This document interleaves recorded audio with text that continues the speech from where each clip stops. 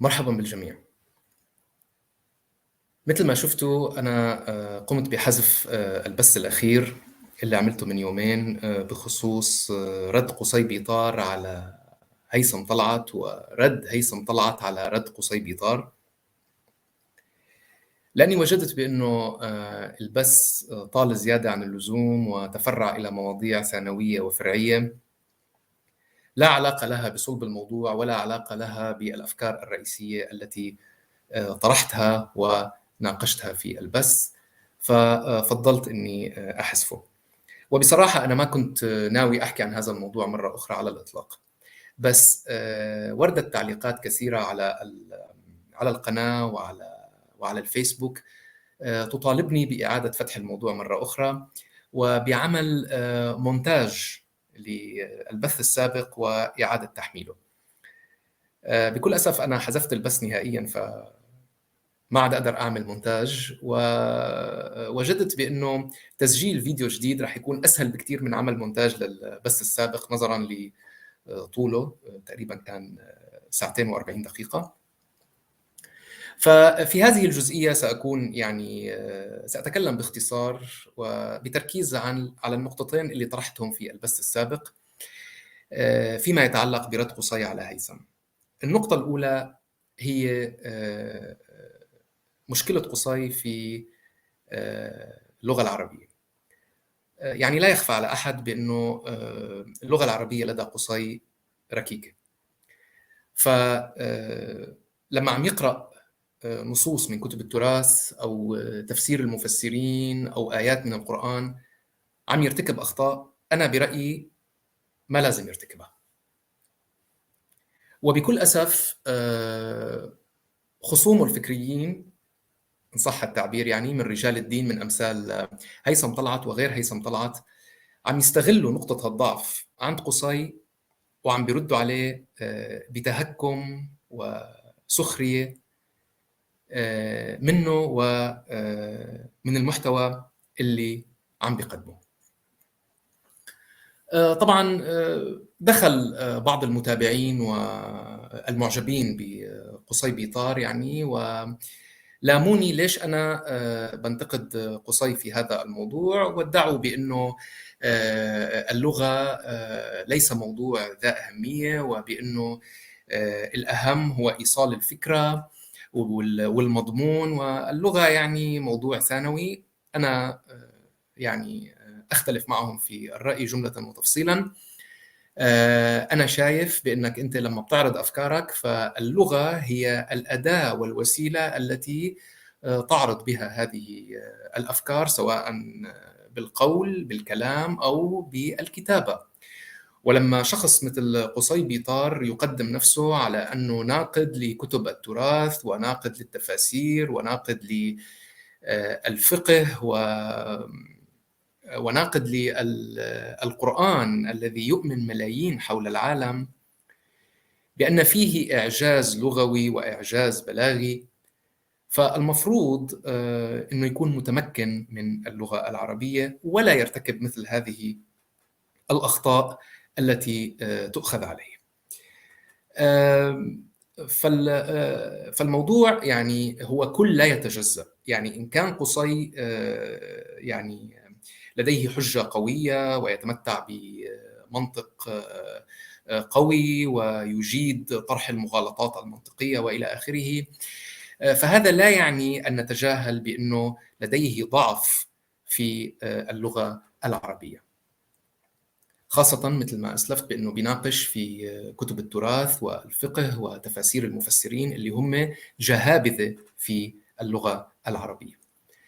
فخليني أعطيكم مثال. مثلا لما نحن بنسمع لأغنية، مثلا نستمع لأغنية لمطرب إحنا بنحبه يغني باللغة الفصحى، مثلا عبد الحليم حافظ يغني قارئة الفنجان، أو ماجدة الرومي تغني كلمات لنزار قباني، أو كاظم الساهر يغني شعر بالفصحى، فنجد بأن الصوت عذب جميل جدا، أن الكلمات راقية، أن اللحن جميل، لكن المطرب ما عم يعرف يقرأ بشكل صحيح، يعني عم بيشكل تشكيل خاطئ، عم يرفع المنصوب وينصب المرفوع. ألا يؤثر هذا على جودة الأغنية؟ بغض النظر عن روعة الأداء وروعة الكلمات وروعة اللحن والصوت. لما بيقرأ بشكل خاطئ وبيشكل بشكل خاطئ، ألا يؤثر هذا على جودة الأغنية؟ بالتأكيد، بل يدمرها ويفتح الباب واسعا على مصراعيه لنقد هذا المطرب أو مؤلف الكلمات أو إلى آخره. سيسيء إلى المطرب وإلى فريق العمل الذي يعمل مع هذا المطرب. نفس الشيء هون. يعني أنا شايف بأن الموضوع متكامل. إن كان قصي يتمتع بالمنطق وبالحجة في طرح أفكاره وضحض أفكار الآخرين، فهذا يعني لا يعني بأن نتجاهل أنه لغته العربية ركيكة. ليش يعني ما يشتغل على تقوية اللغة العربية؟ ما فهمت. المفروض المتابعين اللي بيتابعوا قصي وبيحبوه وبيريدوا مصلحته يلفتوا نظره لهذا الموضوع، مو يدخلوا علي ويلوموني وبكل أسف يعني بتنمروا بيستخدموا ألفاظ نابية. يعني ما فهمت ليش. أنا لا أنتقد لأجل النقد فقط، يعني أنا بنتقد هذا الموضوع لدى قصي حرصا مني على قصي كشخص وعلى ما يقدمه من محتوى كصانع محتوى لا ديني على اليوتيوب. أنا بنتقده لحرصي عليه، وهذا يندرج تحت النقد البناء. يعني لا هو شخصنة، لا هو تنمر، لا هو سباب، لا هو شتائم. هذا يسمى نقد بناء. فالمتابعين عند قصي اللي دخلوا يتنمروا علي ويلوموني لأني انتقدت هذا الموضوع، للأسف يعني أنتم مو ناضجين ولا واعيين لفكرة النقد البناء. لو سمحت تقرأ عن النقد البناء وتحضر محاضرات على اليوتيوب عن ميكانيكية النقد البناء. شوف شو هو النقد البناء، تعلم ما هو النقد البناء ومارسه في حياتك قبل ما تفوت تتنمر علي، لأنه أنا شايف من حقي أني أوجه النقد البناء لقصي عندما أجد بأن هذا الموضوع أصبح ملح أو ضروري. ما راح أطول أكثر من هيك. خلونا نشوف الحديث اللي قرأه قصي واللي ارتكب فيه هذا الخطأ، واللي بكل أسف يعني أخذوا هيثم طلعت عليه كمأخذ وجعل منه مادة للسخرية. بدنا نشير فيديو قصي هيثم طلعت بهلوانية شرعية. الصحيح أمر أنه الأطفال هن يختاروا الحاضن تبعهم. جاءت امرأة إلى النبي فقالت: يا رسول الله، إن زوجي يريد أن يذهب بابني، وقد سقاني من بئر أبي عنبة وقد نفعني. فقال رسول الله للغلام: هذا أبوك وهذه أمك، فخذ بيدي أيهما شئت. فأخذ قصي بيقول: فخذ بيدي أيهما شئت. طبعا باللغة العربية ما في شيء اسمه أيهما، أيهما شئت، أيهما شئت. تمام؟ حتى إذا بدنا نقرأ الحديث كما ورد على موقع الدرر السنية، أو الجملة هذه يعني التي مذكورة فيها الكلمة، فمنشوف بأنه بيقول: فقال رسول الله: هذا أبوك وهذه أمك، فخذ بيدي أيهما شئت. أيهما شئت، حتى في شد على الياء. تمام؟ فهذا كان مأخذي الأول على قصي في البث السابق. بتمنى منه إنه يدقق شوي بموضوع قراءة اللغة العربية قبل ما يطلع بالبث، ويتدرب على المادة اللي بده يلقيها، وبشكل عام يتدرب على لغته العربية ويقويها. ما في مشكلة في هذا الموضوع، خاصة وكما أسلفت بأنه عم بيقدم نفسه كناقد للتراث والفقه الإسلامي وتفسير المفسرين والقرآن، وهذا كلياته مكتوب باللغة الفصحى. يعني ما بيقدر يقرأ هاي النصوص باللهجة العامية الشامية مثلا، هو مضطر أن يقرأ بالفصحى. فأولى به أن يقرأ بلغة عربية متمكنة وخالية من الأخطاء. هاي كانت النقطة الأولى اللي ناقشتها في البث السابق. في النقطة الثانية يقول في معرض حديثه عن الآية رقم 5 من سورة النساء بأن السفهاء في هذه الآية تعني النساء والأطفال فقط. تعني النساء والأطفال فقط، وبأن الطبري في تفسيره لم يأتي على ذكر الرجال بأنهم سفهاء أيضا. يعني الطبري قال بأن النساء والأطفال هم السفهاء، ولم يذكر أبدا بأن الرجال كذلك هم سفهاء أيضا. نعمل شير سكرين.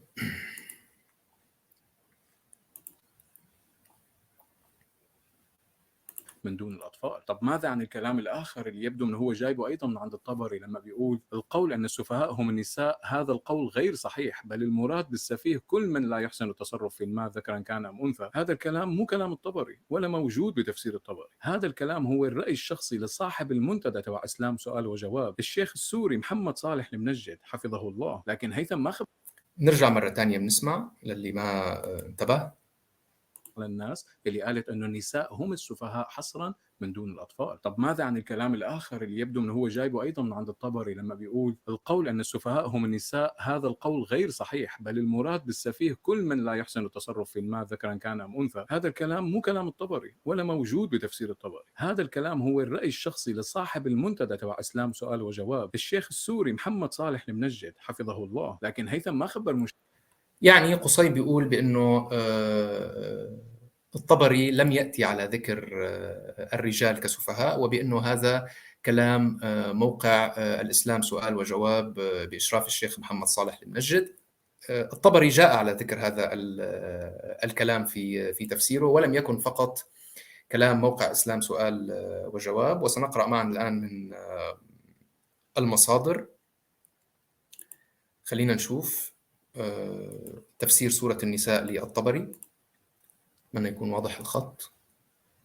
أوكي، هاي هي الآية رقم 5 في سورة النساء، والتي تقول: ولا تؤتوا السفهاء أموالكم التي جعل الله لكم قياما وارزقوهم فيها واكسوهم وقولوا لهم قولا معروفا. هلأ لما ننظر لتفاسير المفسرين، يعني أو تفسير عفوا الطبري، مثلا هون بيقولوا قال أبو جعفر هو الطبري، نقلا عن المفسرين أو المصادر، فمنشوف بأنه تقريبا معنى السفهاء في كل ما ورد هم النساء والصبيان. يعني مثلا قال أبو جعفر: اختلف أهل التأويل في السفهاء الذين نهى الله جل ثناؤه عباده أن يؤتوهم أموالهم، فقال بعضهم هم النساء والصبيان. ذكر من قال ذلك، طبعا بذكر أحاديث: حدثنا فلان عن علتان قال اليتامى والنساء، لا تعطوا الصغار والنساء، المرأة والصبي. هون النساء أسفه السفهاء، النساء والصبيان. ولا تؤتوا السفهاء أموالكم، أما السفهاء فتعني الولد والمرأة. ولا تؤتوا السفهاء أموالكم يعني بذلك ولد الرجل وامرأته، وهي أسفه السفهاء. فكل هذه الأحاديث تورد بأن السفهاء تعني النساء والأطفال. من هذا المنطلق قصي كان صائبا فيما طرحه. تمام، مثل ما شايفين: ولا تؤتوا السفهاء أموالكم، امرأتك وبنيك، الولدان والنساء أسفه السفهاء. فمنشوف هون بأنه كل حديثهم عن النساء والأطفال كسفهاء. إلى أن نأتي إلى هذه الفقرة. قال أبو جعفر. نحن هون بعدنا بتفسير الطبري يا جماعة، تفسير سورة النساء الطبري، تمام؟ وليس نقلا عن موقع الإسلام سؤال وجواب كما قال قصي. هذا تفسير القرآن للطبري.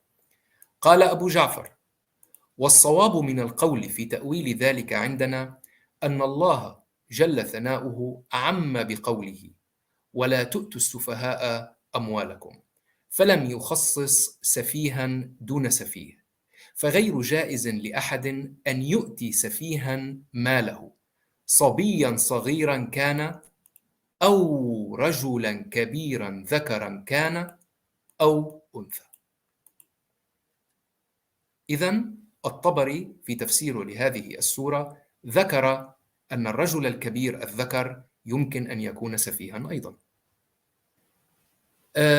باختصار هدول كانوا النقطتين اللي حكيت عنهم في البث السابق، واللي بكل أسف يعني أخذ أطول من اللازم وتفرع إلى مواضيع فرعية ما كان في داعي نحكي فيها.